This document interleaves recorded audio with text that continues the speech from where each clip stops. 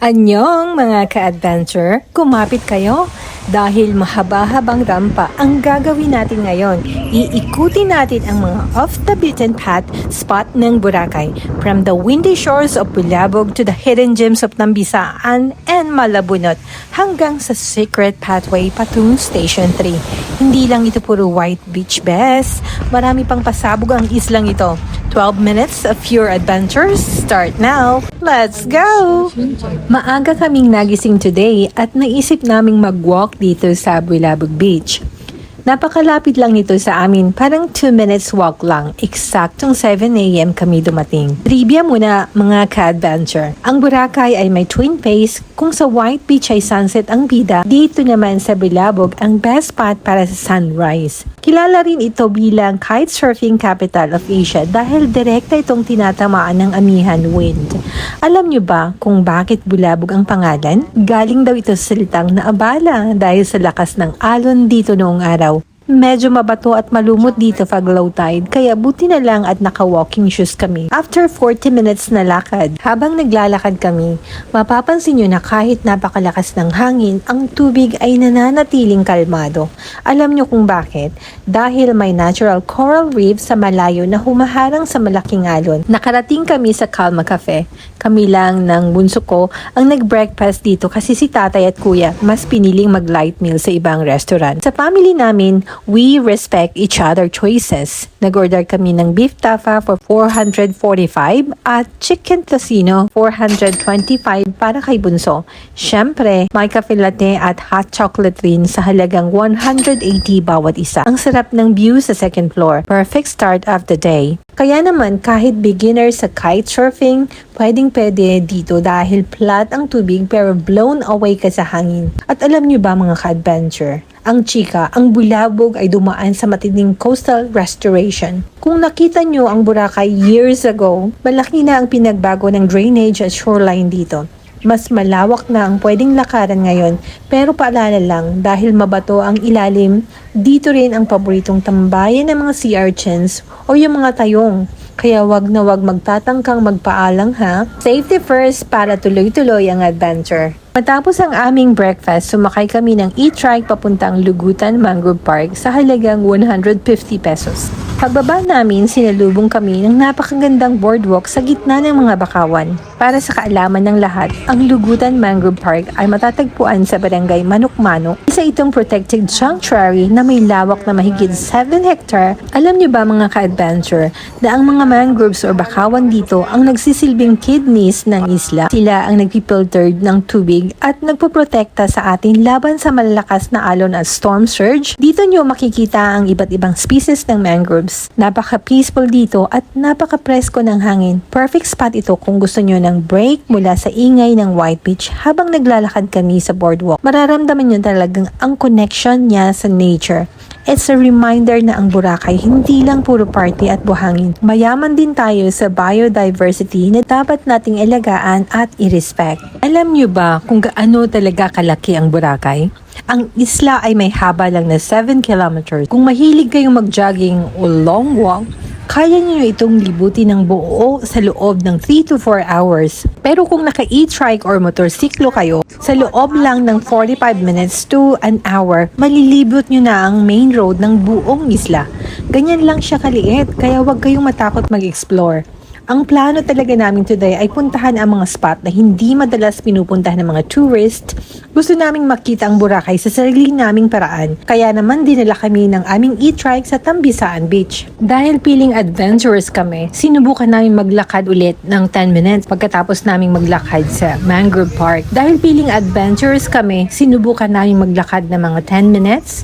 Pero nako, tirik na talaga ang araw at ang init na. Buti na lang, may nakita kaming fruit stand sa daan. Bumili muna ako ng saging at dalandan para may energy kami habang naglalakad. Pero sa totoo lang, hindi rin kami nagtagal at sumuko rin kami sa init kaya nag-e-trike na lang ulit kami. Ang Tambisaan ay matatagpuan sa southern part ng isla. Kilala ito bilang pinakamagandang snorkeling spot dahil sa coral gardens nito. Pero paalala lang mga ka-adventure, medyo malalim agad ang tubig dito. Malapit pa lang sa pangpang at minsan may malakas na current. Kaya mag-ingat kung hindi kayo sanay lumangoy na tulad ko. Mula dito, kitang-kita nyo rin ang mga karatig na isla gaya ng Crystal Cove at Magic Island. Hindi rin kami nagtagal doon matapos naming kainin ang aming saging at dalandan. Nag-decide kaming lumipat naman sa kabilang area. Sumakay kami ulit ng e-trike sa halagang 75 pesos. Habang bumabaybay kami sa makitid na kalsada, makikita nyo ang mga simpleng bahay ng mga locals, ang tunay na buhay sa likod ng mga hotel. At heto na, nakarating kami sa Malabunot Beach. Ang Malabunot ay isa sa mga hidden beaches sa southern part ng Boracay. Dito nyo talaga mararamdaman ang local village vibe. Makikita nyo ang mga bahay, mga fishing boats na nakaparada sa buhangin, at ang mga batang naglalaro. Walang masyadong resorts dito, pero simpleng pamumuhay lang. Napaka-raw at napakapayapa. Minsan mas masarap ang puntahan ang ganitong lugar kaysa sa mga sikat na party spot, diba? Pero aminin natin mga ka-adventure, kahit may saging at dalanda na, iba pa rin ang hinahanap ng katawan ko sa ganitong katinding init. Sabi ko sa bunso ko, anak, parang kailangan nating himala sa gitna ng initan. Ang himala na yon, ice cream. Nako, hindi ko talaga matatanggihan ang malamig, matamis at nakaka-refresh na ice cream. Habang naglalakad sa ilalim ng araw, it's like a hug in a cone. Sabi ko nga, diet who? Muna tayo dahil sa init na ito. Deserve natin ang malamig na treat. Nakakatawa kasi habang kinakain namin, kailangang bilisan ang dila dahil mas mabilis pa siyang matunaw kaysa sa budget ko dito sa Boracay. Pero seriously, adding the cold treat made the walk so much bearable. Ice cream is definitely my love language pagdating sa summer feels. Sabi ng dream ko. Matapos ang aming chill time sa Malabunot Beach, may nakita kaming pa-uphill na daan at dahil feeling adventurous talaga kami today, sabi ko, let's go! Tara, akyatin na natin, hindi naman siya gaanong kataas at buti na lang talaga. Naka-walking shoes kami, isang mahalagang tipid-tipid tip at travel tip. Huwag kalimutang magsuot ng tamang sapatos kung balak nyo ring mag-explore sa labas ng White Beach. Habang nag-hike kami, sinalubong kami ng mga cute na locals. Ang daming mga kambing na chill na kumakain, chill na kumakain ng damo sa paligid. Super cute nilang tingnan, parang sila ang may-ari ng burol. Minsan naman may mga motor na dumadaan kaya kailangang tumabi ng konti. Sabi ko nga, buti pa yung mga kambing dito mukhang walang stress sa buhay. Habang ako, hingal kabayo na sa pag-akyat pero sige pa rin para sa content at para sa magandang view. Akala ko talaga may e-trike na kami forever pero heto kami ngayon, nagma-mountaineers bigla. After mga 20 minutes na hike, laking gulat namin dahil ang dulo pala ng daan na ito ay konektado na sa Boracay Highway Central. Ang Boracay Highway Central o minsan tinatawag na main road ay ang backbone ng isla. Ito ang pangunahing kalsada na nagdudugtong mula sa Cagban Port sa south hanggang sa Puka Beach sa north. Dito nyo makikita ang mga pangunahing establishment, groceries at dito rin dumadaan ang lahat ng e-trikes. Hindi ko akalain na mula sa tahimik na Malabunot ang pag-akyat namin nasa sentro na ulit kami ng action. Ganyan kagaling ang natural GPS kung saan-saan kami dinadala pero palaging may magandang discovery sa dulo. Nagpatuloy lang kami sa paglalakad hanggang sa narating namin ang port of Manok Manok. Para sa kaalaman ng lahat, ang Manok Manok ang pinaka-southernmost tip ng Boracay. Bukod sa pagiging residential area ng mga locals, ito rin ang nagsisilbing alternate port ng isla kapag panahon ng amihan at masyadong maalon sa main jetty port. Dito dinadaong ang mga bangka at ang mga supplies. Nakakamangha rito dahil kahit fort siya ay maraming ganap. Ang tubig ay crystal clear. Kitang-kita mo ang ilalim, bes. May nakita rin kaming maliit na beach sa gilid ng port na napakaganda rin ng tubig pero real talk tayo, hindi po pwedeng dumangoy sa mismong port area. Delikado dahil sa mga dumadaong nasasakyan, pandagat at syempre kailangang panatilihin ang kaayusan ng pantalan. Doon sa maliit na beach sa tabi, pwedeng-pwede sanang magbabad. Pero naku, ang oras ay 1:30 PM na. Tirik na tirik ang araw at sa totoo lang, feeling ko ay maluluto kami sa init.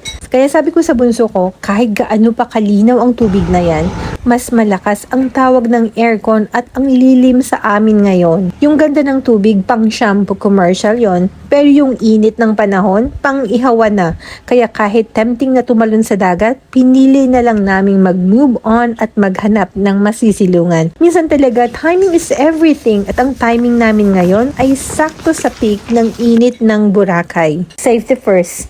Baka imbis na sun kiss ay maging sun scorch ang drama natin today. Habang naglalakad, feeling namin ay nasa isang adventure movie kami dahil nakahanap kami ng isang secret tour. Charot. Pathway lang pala siya pero super narrow best.